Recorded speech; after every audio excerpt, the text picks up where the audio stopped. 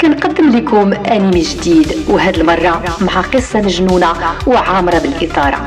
واحد الراجل هرب من الحبس باش ينقذ البشريه، والانمي فيه واحد الانيميشن خياليه. في 2052 الدكتور سكينر كيطور دواء سميتو أبنا كيعالج أي مرض بلا أعراض جانبية. الناس فرحات والألم ولا غير ذكريات، ولكن من بعد سنة الدكتور كيختفي فجأة وما كيرجعش حتى كيدوزو عامين باش يقول للعالم شي راه كنفخ.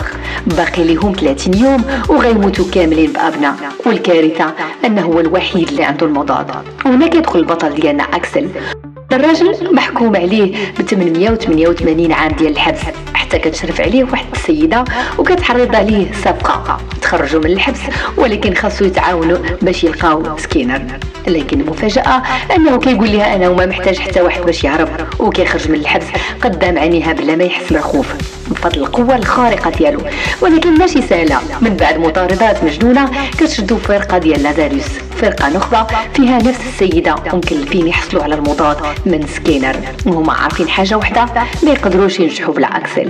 الانمي سميتو لازاروس، واحد من اقوى الاعمال المنتظره وممكن يكون الانمي ديال هذا العام.